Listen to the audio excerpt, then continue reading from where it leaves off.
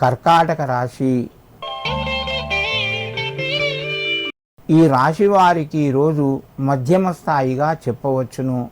ప్రయత్నాలు కొంతవరకు ముందుకు వెళ్తాయి. ఆగిపోయిన పనులు అలాగే ఉంటాయి. దానిపై మీరు ఆశలు పెట్టుకొని అనవసరంగా సమయం వృధా చేసుకోవద్దు. మీరు చేయవలసిన పనులు చేసుకోండి. దానివల్ల మీకు కొంత ధనం లభిస్తూ ఉంటుంది. ఆరోగ్యపరంగా అనుకూలంగా ఉన్నాయి. ముఖ్యమైనటువంటి పనులు కొన్ని అంటే భూమి జాగలకు సంబంధించినవి వాయిదా పడే అవకాశాలు ఉన్నాయి. పిల్లల నుంచి మీకు కొంత సహాయ సహకారము అందుతూ ఉంటుంది. కుటుంబ సభ్యుల మధ్యన మధ్యమ స్థాయి సహకారము లభిస్తూ ఉంటుంది. కర్కాటక రాశివారు ఈరోజు లక్ష్మీ అష్టకాన్ని చదివి కుమారస్వామికి సుబ్రహ్మణ్యేశ్వర స్వామికి నమస్కరించండి. మీకు కొంత అప్పుల బాధ తగ్గి లక్ష్మీదేవి యొక్క అనుగ్రహము కలుగుతూ ఉంటుంది. సింహరాశి. ఈ రాశి వారికి రోజు కొంత కలిసి వస్తుంది. ప్రయత్నాలు కొంతవరకు ఫలిస్తాయి. శుభవార్తను వింటారు. సమయానికి డబ్బు చేతికి వస్తుంది.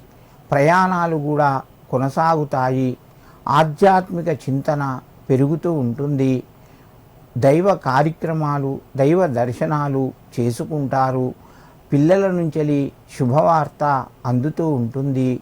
సింహరాశి వారు ముఖ్యంగా ఈరోజు సుబ్రహ్మణ్యేశ్వర స్వామికి కొన్ని కందులు లేదా కందిపప్పు చూపించి నమస్కరించండి.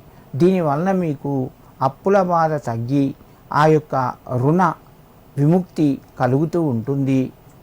కన్యారాశి. ఈ రాశి వారికి రోజు సంపూర్ణంగా కలిసి వస్తుంది. ప్రయత్నాలు ఫలిస్తాయి. అనుకున్న పనులు సకాలంలో పూర్తి చేస్తారు. భూమి గృహానికి సంబంధించిన పనుల్లోపట కొంత ముందుకు వెళ్ళి మీకు ఆనందాన్ని కలగజేస్తూ ఉంటుంది. కుటుంబ సభ్యుల సహకారము సంపూర్ణంగా ఉన్నాయి. ఉద్యోగస్తులకు చాలా అనుకూలంగా ఉన్నది. రుణ బాధలు తగ్గి ఆనందంగా ఉంటారు.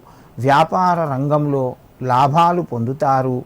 కన్యారాశి వారు ఈరోజు లక్ష్మీదేవికి ఏదైనా తీపి పదార్థాన్ని నివేదించి మీ పనులు ప్రారంభించండి. మీకు మరింత శుభయోగం కలుగుతూ ఉంటుంది.